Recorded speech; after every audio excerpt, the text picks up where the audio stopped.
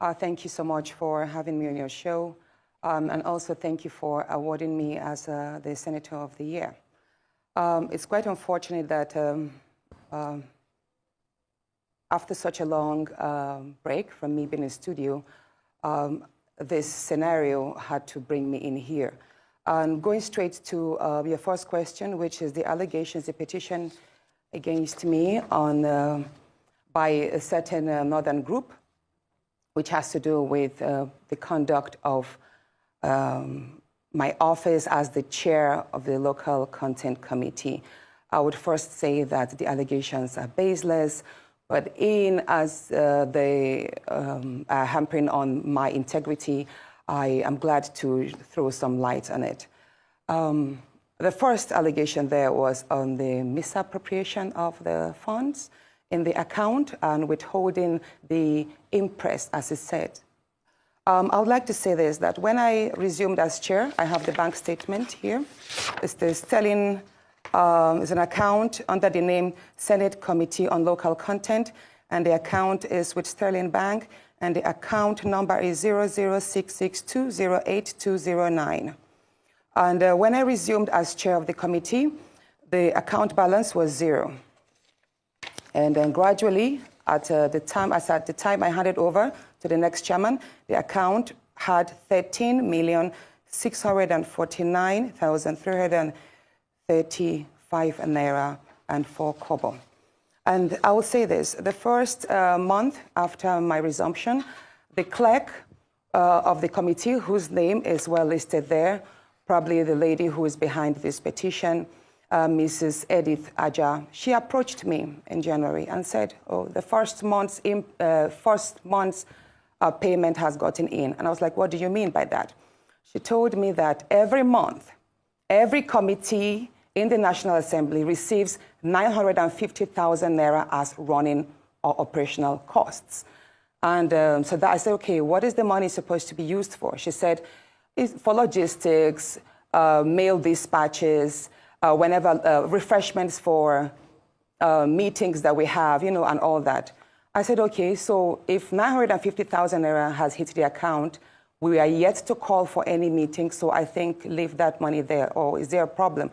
She said, yes, the trend or the norm is that if there is no event or happenstance that utilizes the money, we are supposed to share the money. I said, how do you mean? She said, the money is usually shared. I, as the chairperson, I will take a part of it.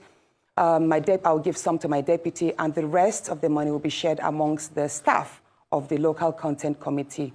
And I was like, did you say that is what happens? She said, yes, that is what my predecessor did, and that is what happens in all the committees in the National Assembly. I said, well, you know what? That money, if it's meant to service the operations of the committee, it's not meant to enrich my pockets. It's not meant to enrich the pockets of the staff. I would not want to collect this so-called impress. So I would advise that you keep that money in the account and we build the money, we use it for whatever it's needed. If we have to buy office equipment, print stationaries, then we use that money. And I promise this, and the bank statement is here. Anyone who has access to it, I have called the account number. You can check. We have gradually built the account. We used there was a time I approved the money last year for the purchase of a printer because it made no sense that we kept on spending so much money printing outside. I was like, you know what, let us have a printer in-house. We bought a printer. We also have printed lots of materials, but basically the money, I never took a kobo out of that in the name of impress. I never gave my deputy then, who is Senator Ede Dafinone, any impress. He can verify and attest to that. Neither did I allow any of the staff to take any money because that is taxpayers' money and the money was meant to service the office. Now, the second allegation there is that, oh, but by the way, it would impress you to know that ever since I left office, the money has been withdrawn by the clerk. About 5 million was withdrawn. And 2 2 days after my removal again, 4.9 million was withdrawn. So as at today, the bank, that account that had 13 million has only 123,000. Now, the second allegation there is that I harassed the clerk, and I called for the CVs of the staff. Now, this is it. I believe in I believe that the committee was set to oversee the operations of all the IOCs and the national industry players, and to also strengthen in-country capacity with regards to the oil and gas sector. So such a committee needs the services of lawyers and auditors, because we have to look at a whole lot of accounts and how monies are being spent, monies that are due to strengthen the educational and training sectors, how they are being spent. So one thing, again, the clerk told me was that we needed to deploy the services of an external consultant. And I told her, I was like, why do we have to deploy the services of an external consultant when we have in-house staff? The Committee on Local Content had about 10 or 11 staff at the time. And I was like, we should be able to do this job ourselves. I am a lawyer. I can do my own part wherever one needs to refer to the Constitution or to the Act as it may. And I believe we should have supporting lawyers, we should have auditors, we should have accountants amongst the staff. So I asked her for the CVs so that I could look, and then amongst them, I can write to the clerk of the Senate and say, you know what, can you swap this person, because I want to have an effective team to operate. So if that is what they say, harassment, then so be it. And as for the rest, they mentioned I harassed NLNG. Excuse me, please. Natasha, I harassed NLNG. Natasha, for the these companies will write and act and defend. For the want of time, the second question I ask is, then what transpired on the Senate floor? Second question, and why is there always a tiff between you and the Senate President? So those are the two. You can put both together. Of course. Why is there always a fight between you and the Senate President? Of course. That was on the sitting arrangements. I think it was a Thursday, last Thursday. I walked to the chambers early before sitting. I signed the book. Please, can I have some water, please? Sorry, where is it? Oh. Okay, we'll just wait to... I flew all night, so I'm kind of drained. Okay, so... Yes, you were saying, yeah. The sitting arrangements. I walked into the chambers that morning. I signed my attendance sheet, and I was walking straight to my usual seat, which is the last seat by the door, like at the topmost last seat by the aisle. So, and then I was told by one of the sergeant at arms that, oh, ma'am, that is no longer your seat. You are now sitting at the far end there. And I was like, since when? They said, well, that's what the Senate President instructed. I was like, I was in chambers yesterday, which was Wednesday. I've not been notified. Why did you change my seat? What reason? I'm comfortable here. I'm okay here. I wasn't notified to that. So I was upset. And then I said I refused to move to the new seat. I don't even know what the new seat is. I don't even know the number. I don't know. But they told me it was the last seat, appointed the last seat at the far end. So then the procession came. The president walked in to the seat, and then the rest was shown online. I was already told, by the way, that I should gently move. Some senators messaged me that I should please adhere to the change and move to my seat, because that was a trap, a setup. And I was like, I was trying to understand what trap, what setup. At that point, the minority leader, Senator Abamoro, walked up to me, and he told me, Natasha, please just obey, just go to that seat. And I'm like, no, sir, you are my leader. You should speak for me. I am not aware that my seat has been changed. And I believe I should be given a chance. Maybe they should explain to me why my seat was changed. Maybe I can also explain why, if they could maybe consider leaving me here, that I'm not moving. He said, he pleaded with me that I should please move to the other seat and not explain that we could address it later. And I said, sir, I have hit these chambers. I have complained, and you have witnessed several of my privileges, me being maligned several times, and you never stood up for me.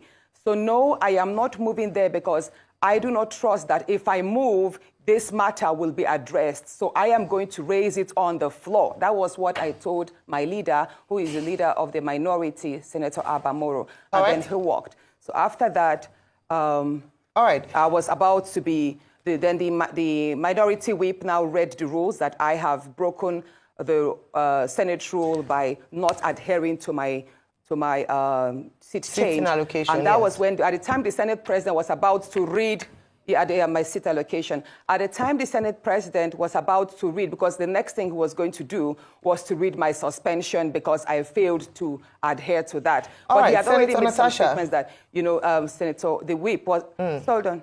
The whip Yes, of the, it's just that we had to manage. Already had mentioned Senator that. Natasha. Yes, ma'am. I'm so sorry, but we had to manage our time, and part of the questions. Okay, so you might. So at that point, I knew I had to read Order 10. Okay. Yeah, I had to read Order 10. Now, what is Order 10? Many people don't understand. So now, Order 10 is is an SOS for every senator who feels their rights and privileges have been abridged.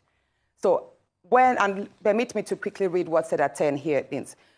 Any senator may rise at any time to speak upon a matter of privilege suddenly arising, and he shall be prepared to move without notice a motion declaring that a contempt or breach of privilege had been committed. Now, here it is. It does not say I cannot read that order in that place. Right. Whenever a senator feels that their rights have been trifled upon, I have the right, even if I'm laying on the floor, wherever a senator is in that place. This order book does not say Order 10 should be read from a particular seat. Okay, Senator Natasha, let me come in here. I have no right to speak please. From that Senator seat, Natasha. that I should speak from my new seat. Yes. The Senate President aired. Hold on, please. This is a very important point. Okay. The Senate President himself made a mistake by not allowing me to speak on that Order 10, because it says here, and let me mention number 11. When a matter of privilege Senator Natasha, I'm going to have to come in here. Senator Natasha, I am going to have to come in here. Thank you so much. Yes, please. You'll have more time to explain, but we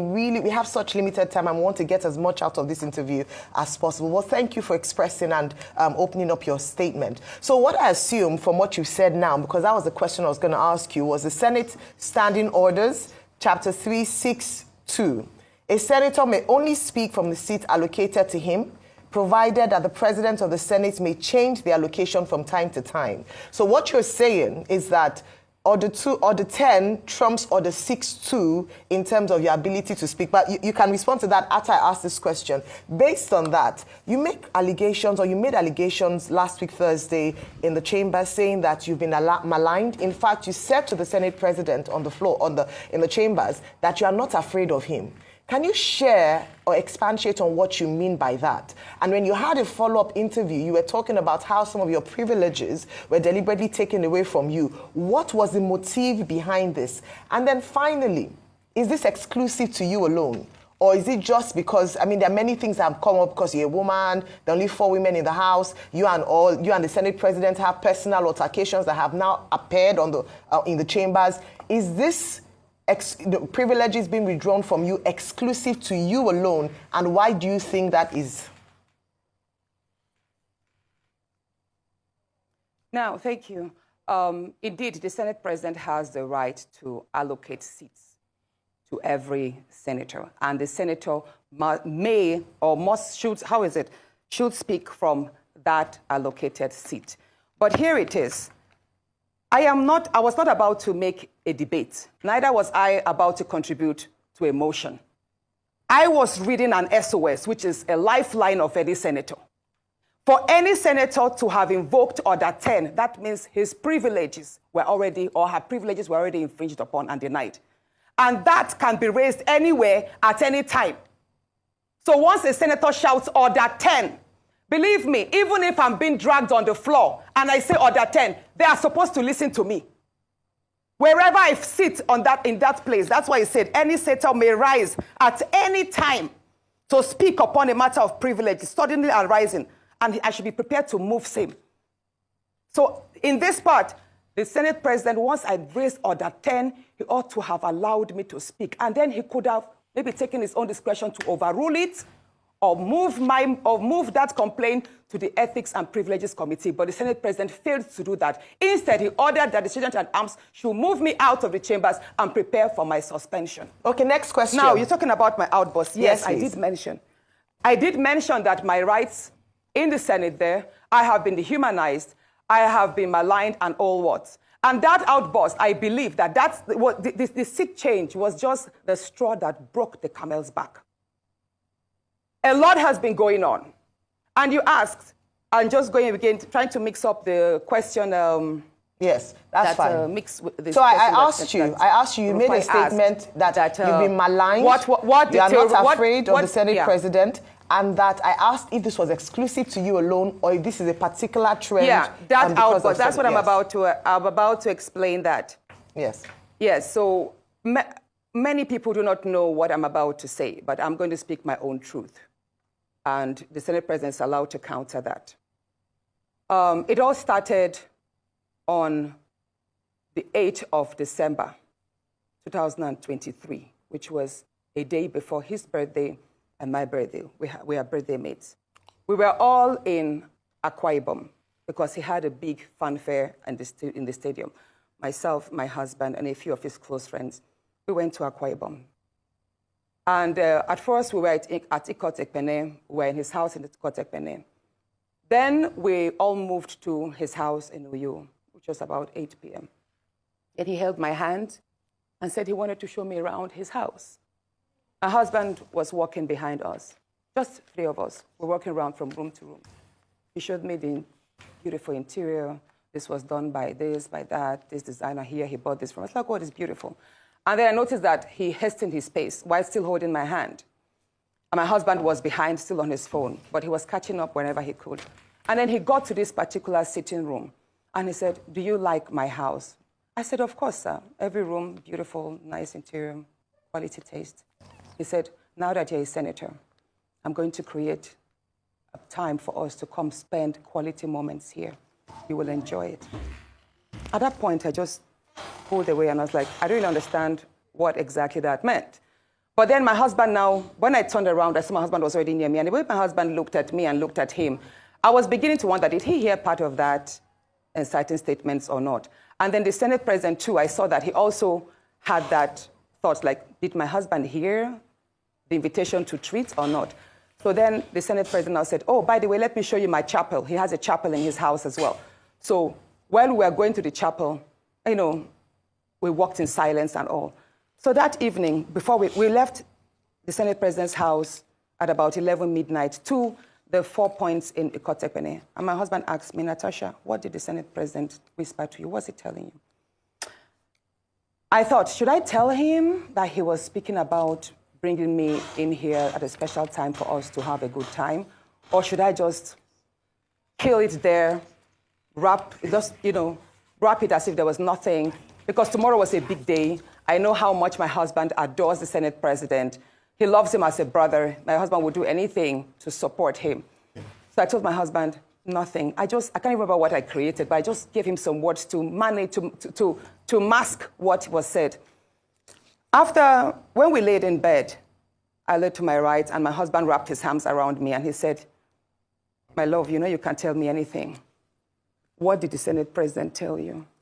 Again, I was like, "Don't you believe me?" I said, "Nothing.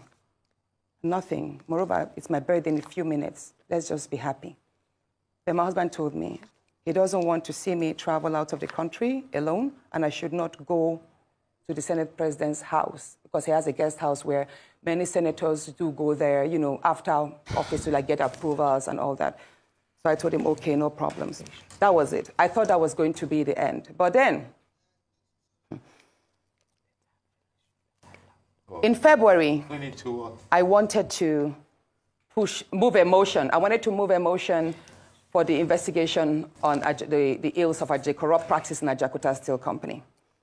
I listed that motion 5 times. It was the 6th time that it was listed on the order paper that was approved. Many senators can testify to that. Each time the motion is listed, just before he takes it, he will say, "Oh, Senator Natasha, we can't take this motion because the board of the Senate does not accommodate it." Or he will speak on others and then let it drag so that just before my motion is taken, the time will be well spent. So he kept on doing that. I went to him in his office. And I said, "Senate President, you know how important this Ajakuta Steel Company to me is. You know how important it is to my people and to Nigerians. I've noticed that you have stepped down this motion. As a matter of fact, a number of senators told me, go and see him and plead with him so that he would take it. I was like, sir, please, why can't you take this motion? It's very important. It's been listed. Then it was listed the third time and stepped down. He then said, Natasha, I'm the chief presiding officer of the Senate. You can enjoy a whole lot if you take care of me and make me happy. At that point, I said, sir, I'll pretend that I didn't hear this. He said, well, the ball is in your court. I left his office, and when I got home, I told my husband, I didn't tell my husband what happened. I just told my husband, please, can you speak to the Senate president to allow my motion scale through? I think I also spoke to the DSP, to the leader, Senator Pemi. I spoke to a number of senators that they should please intervene and allow him to laugh. I never told them what happened. My husband had to take a trip to London. Then the Senate president traveled to London. My husband met with the Senate president in London and pleaded with him. Let my wife take this motion on Ajakuta. That is very important to her. Okay. All right, Senator Natasha. He said, okay, that he did not take it because he was protecting me. Hold on, please. He didn't take it because he was protecting me. Protecting me from what? Anyway, at the time my demotion was taken, it was the Deputy Senate President, His Excellency Barrow, that actually sat. The Senate President stood up and walked out. So it was Senator Barrow that actually took it. All right, Senator Natasha. And from there, many other incidents happened. Yes, Senator let's Natasha. Talk about the nightclub. Yes. Hold on, let's talk about the nightclub incident. Professor Kila is going to ask you a question. I'm so sorry to have to interject here, but I just want to mention that, and I'm glad you gave the caveat at the beginning of your statement, that this is your side of the story, and the Senate President has the right to defend himself or to counter what happened between you privately. So what I assume, or for what you're saying, is that what happened last week Thursday began from a private conversation, and then you have felt like you've been maligned as a result of you not agreeing to certain propositions, right? Yes. Okay, so what has happened? You know the story of when a student keeps being failed. Yes. Please, let me say this, Ayo. You know the situation we see in universities whereby a student is continuously being failed just because she has not slept with the lecturer. That's what I've been facing, in simple terms. Thank you. Professor Kila. That is what I have been going through. Thank you very much, and Professor Kila. Now, moving to, should I speak about the nightclub incident? No, that's okay. Professor Kila will come in now. Thank you. Don't do that. It's quite a time to come in because you've just indicted the lecturer indirectly. And now I'm coming to ask you a question. Senator, it is from your side of the story, it is clear there's a lot of undercurrent and personal issues that had led to the, should we call it the outburst on the allocation of chair thing. There's a lot going on, and you've made a series of allegations which indicts the Senate President morally, if not criminally, at least, and there's indictment of abuse of power because if he's refusing you to do your duty for personal reasons, we need to see if he has the right to do that. But let me ask you a question, just to simplify. This idea of your seat was reallocated and you don't want to use it. What's in a seat? Why was it so important for you not to just move as you've been told to do so and deal with it later? What's the importance of saying no to that seat allocation? Thank you so much, Professor Kila. Sitting arrangements in the National Assembly or in the chambers is very critical. That is why at the forefront, we have the leadership. And after them, we have ranking senators, you know, second-timers, third-timers sitting there. And the nearer you are to the Senate President, the more visible you are. So you're able to interface with the daily activities, and then you have more visualized, like the cameras capture you more. You're more present as against being a backbencher. So where I am sitting, the Senate President sits at the lowest point, while I am sitting at the topmost point, but on the same level. So, Senator, it is, Senator, I recap for you. So whenever I stand. Yes.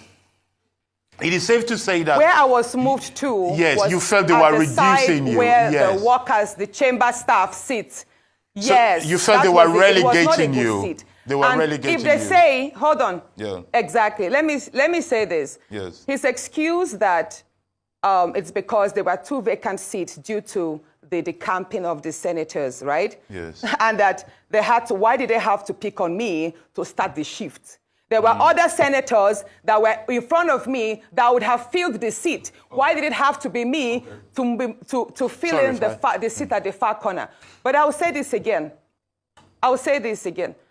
If you see where I sit at the back, there is a silent degrading of senators that, as they say, came from court. Yeah. We are made to feel as if we are lower than our other colleagues that resumed office and were sworn in earlier than us, even though we're all first-timers. Do you understand what I'm saying? Yes. I remember when I asked, initially, I asked why I was not sitting amongst my other first-time colleagues. Yes. And I was told that is because you resumed 6 months later. So it's almost like a punishment because I resumed 6 months later. Therefore, I have to sit or take seats or wait for my other colleagues whom we all ran elections with together and won together, even though we were rigged. So Senator, we were made yes. to sit at the back. So after me, it seems clear to me. Senator Akogonu, who came 2 weeks after me. Yes. So it seems to me, from your own narrative, straight from your own narrative, that you feel victimized and you feel you're being treated like a second-class senator in that place. Let me ask you a question based on your own narrative.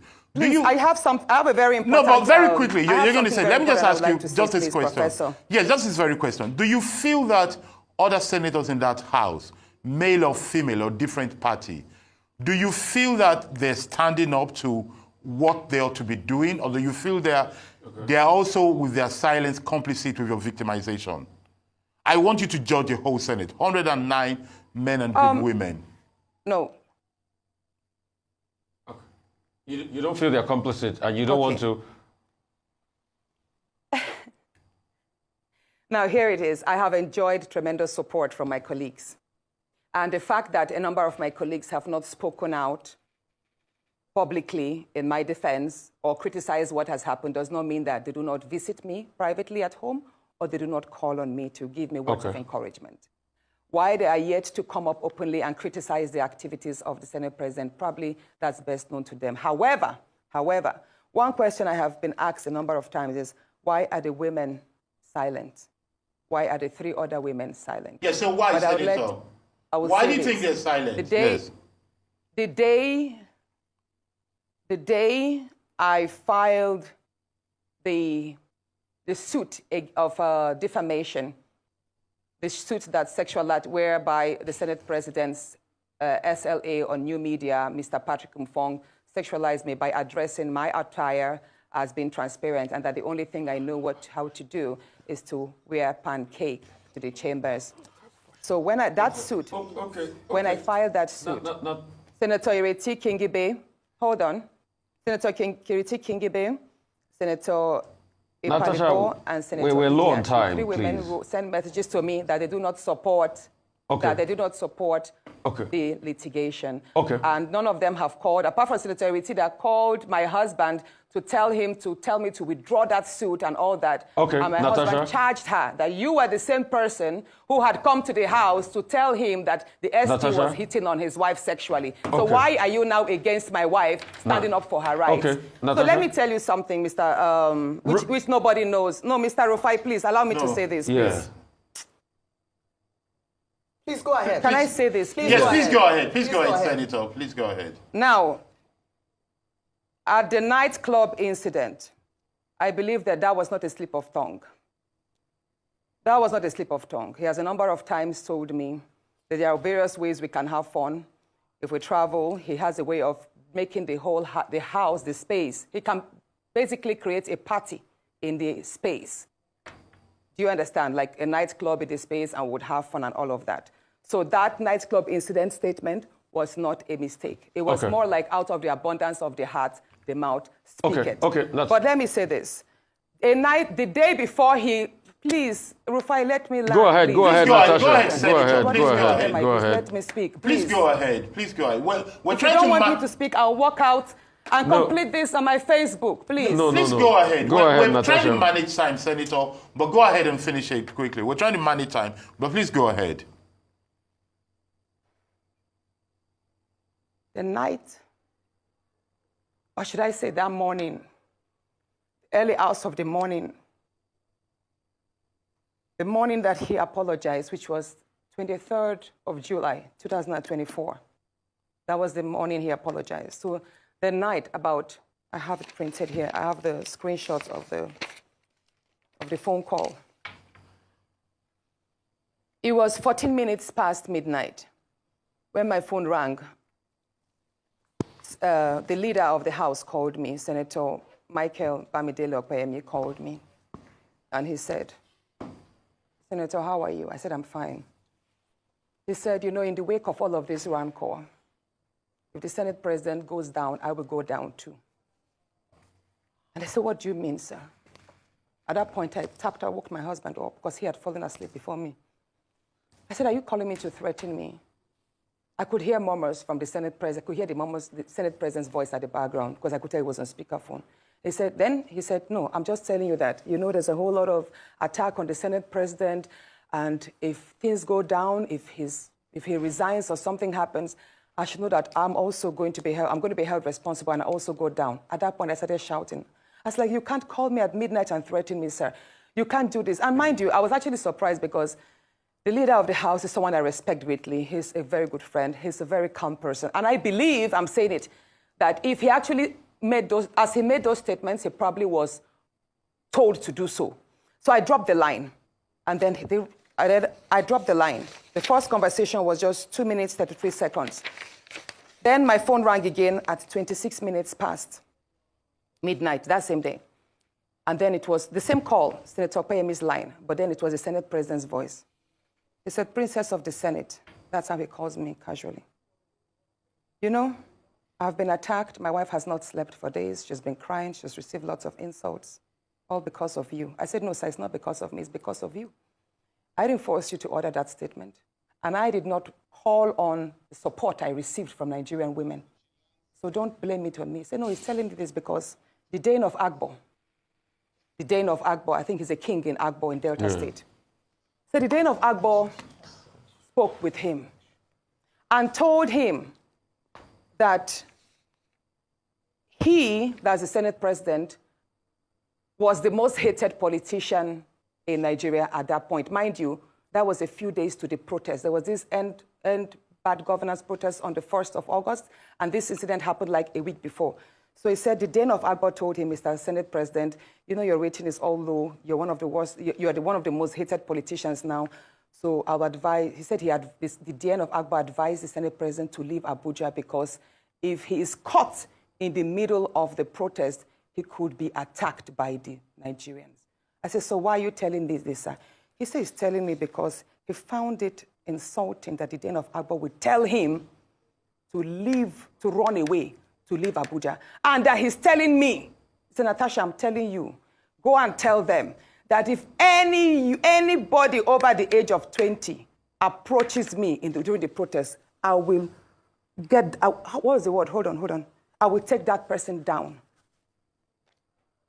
The Senate President told me over the phone that based on the advice that the Dane of Agbo gave him, that he should leave Abuja in the wake of the protest so that he will not be caught and probably will not be approached or attacked by the youth.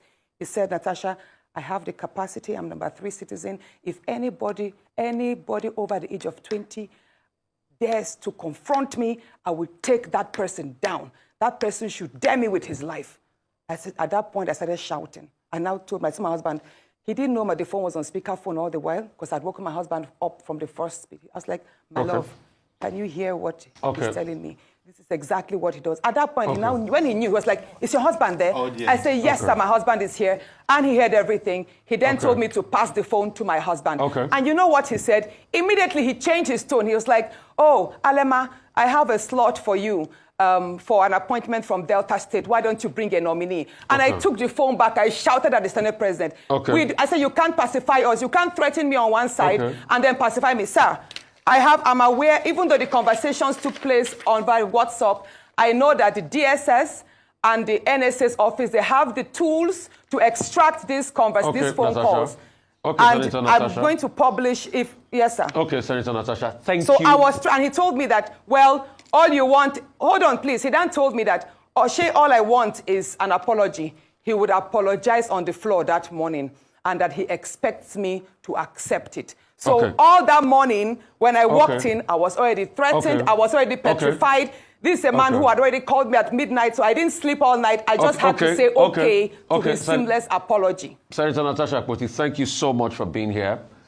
He who alleges must prove. I'm sure you have all your proof, because they are on the other side are also going to demand all of it, and you have to put it out there. So thank you so much for your time. Thank you so much for honoring us today with your presence. We'll take a short...